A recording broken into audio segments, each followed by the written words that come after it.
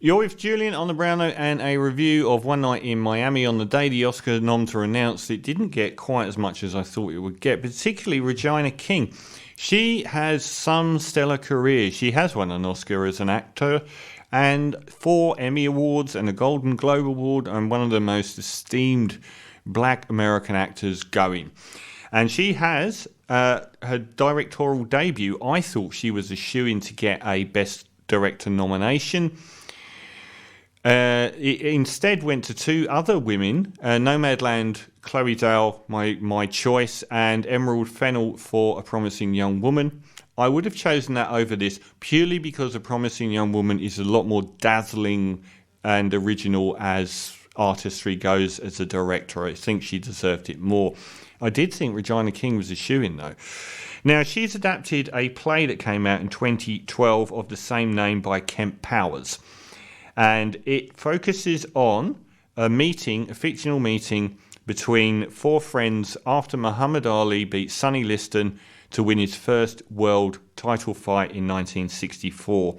And they are Malcolm X, Muhammad Ali, Jim Brown, the NFL American football player, and the singer Sam Cooke. The fact I haven't got a Sam Cooke lined up for this is just shocking.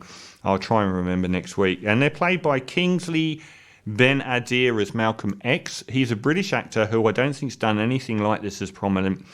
Ellie Gorey as Cassius Clay because it's before he became Muhammad Ali. Aldous Hodge as Jim Brown, and Leslie Odom Jr. as Sam Cooke.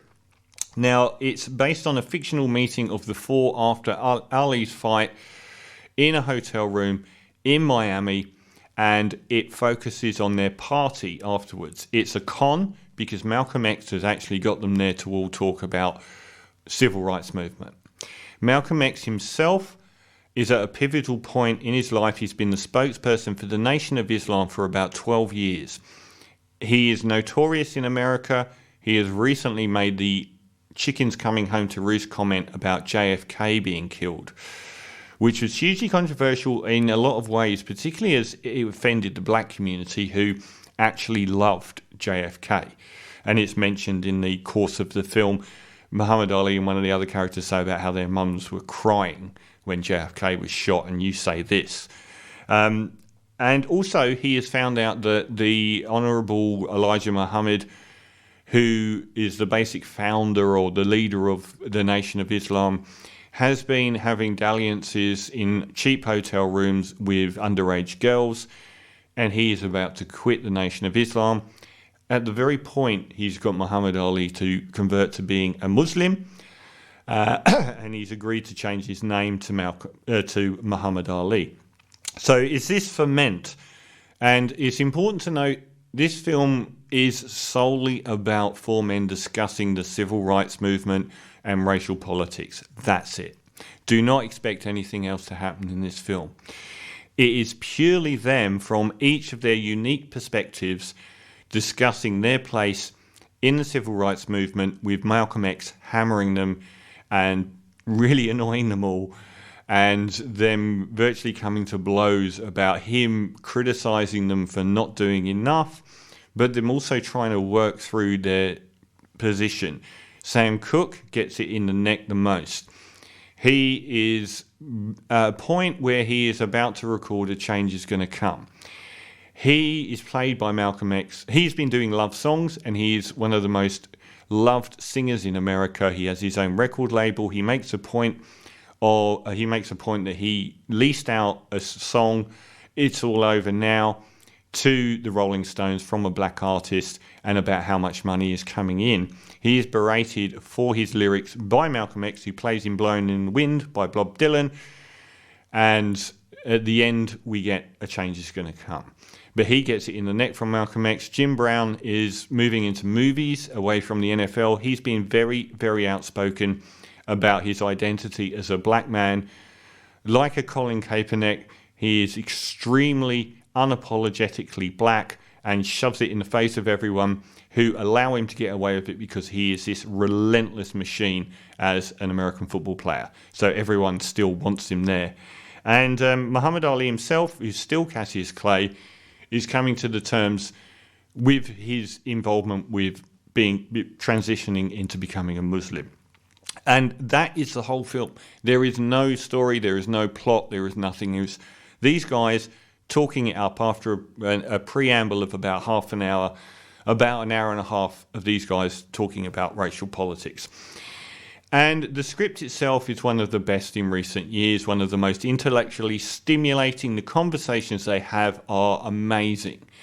It is truly a wonder of a script, and they talk about things at in such an in-depth level. It's such a complex reading of racial politics. Nothing is left unturned.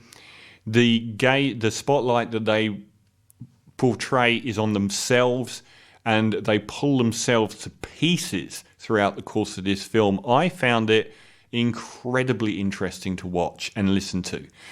I found the fact that they were skewered so much by Malcolm X, and then in turn doing the same to him over and over and over, peeling back the layers of who they were in society, what they should be doing, any hypocrisies they had. I found it all to be incredibly interesting. It may not sound it, but I just found it a riveting script. And I think the four actors are brilliant in their roles. I was surprised that Leslie Odom Jr. was the only one that was getting singled out for awards. He is fantastic as Sam Cooke. Absolutely fantastic. And perhaps does the most legwork outside of Kingsley Ben-Adir. I thought he would have got nominated for awards even ahead of Leslie Odom Jr. He's magnificent as Malcolm X. He is a guy that is on a knife edge, and he knows it. It's interesting to note, two of these guys, Sam Cooke and Malcolm X, would be gunned to death within a year, or just over a year of this event taking place. He knows what danger he's in. He's pursued everywhere he goes by the FBI, and he believes the Nation of Islam, for which he is their spokesman, is selling him out. They've got wind of what he's doing, and in the end, they were the ones that executed him. And members of the Nation of Islam ended up getting arrested, convicted for his murder. Sam Cooke was killed in a motel when apparently he accosted the person behind the front desk at night wearing underwear, and she shot him, killed him. And it has been put down to being one of those things. So these guys work through every single aspect of racial politics. Now, it's both a good thing and a bad thing about the modern era Islam. It obviously has a hugely relatable story about racial politics from the modern era, and particularly from the last couple of years about African Americans and the way that they're treated in America. It's hugely indebted to that, and a little bit too much, because I saw one review say about how it was a little bit too much awash with hindsight. Every now and again in this enormously verbose, incredibly intricate and complicated script, it trips over itself a little bit by you sort of seeing that they're framing it from modern issues. A little bit. It's not overwhelming in any way, it's tiny fractions here and there. And that is a slight flaw, and not a major one. I also think that they could have broken it down a little bit more. Regina King does a very faithful stage play job, but I did think that maybe, after 15 minutes of chatting, they could have had an interlude. They have an interlude where they go to the shops once, another one where there's a phone call. I thought that it could have done with a little bit more. And the reason is, when you're listening to people saying really intellectually stimulating stuff like this, you start to taper off after a while. So it would have been good to have had these breaks and then come back. And I thought maybe she could have peppered the opening half hour through the film. We didn't need to see him beat Sonny Liston at the start. We could have had the build up to that go throughout the film. And I thought that would have paced it a bit better, because I did think this is really stagey at times. But it is an amazing script. The performances are spot on. It's brave filmmaking because it relies on words and very little else. It's really well shot. One other slight quibble I have with this film. This is funny, actually. When I was watching it, I was thinking about what I would say about the film, and I was going to say, oh no, I reviewed the film Music last week and said this actor had that easygoing charisma of Denzel Washington that just makes you feel really comfortable. I can't say it about another black actor, you racist. It's the same actor. So he's a guy that starred in the musical Hamilton, Leslie Odom Jr., and brilliant here. He's got a great voice, really good singing voice, and he does a great Sam Cooke. The problem I have is that Sam Cooke is literally my favourite singing voice. No one has quite as good a singing voice as Sam Cooke. So all of the Sam Cooke numbers in this film are sung by Leslie Odom Jr. I doubt there'd be a man that could do a better, more faithful job. And for most of the film, that's good enough. But where it fell down for me a little bit was in the power moment, which is at the end when you get a change is going to come.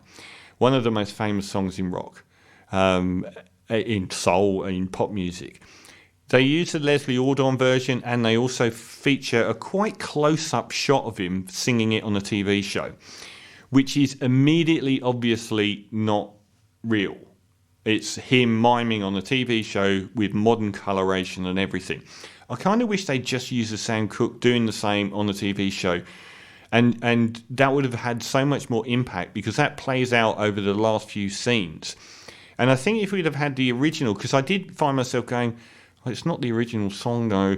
I kind of wish it was, and I kind of wish they'd used Sam Cooke himself in that bit. I think that would have been a really powerful moment to end on.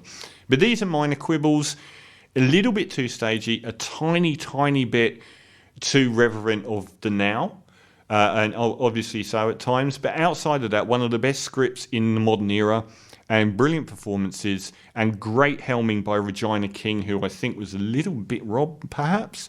Perhaps the fact that she's just adapting a stage play quite faithfully isn't as directorially impressive as what Emerald Fennell did with A Promising Young Woman, or as artistically dazzling as my hopeful winner Chloe Zhao was for Nomadland. So they're really tiny quibbles, and I found it a fascinating film. Everything that people said about The Five Bloods, this film is. This film wipes the floor with The Five Bloods in talking about the African American experience, the civil rights era, and racial politics. It's brilliant on that. So I'm going to give One Night in Miami an 8.5 out of 10. If it wasn't for those quibbles, it would have been a 9, but still 8.5. Another brilliant film.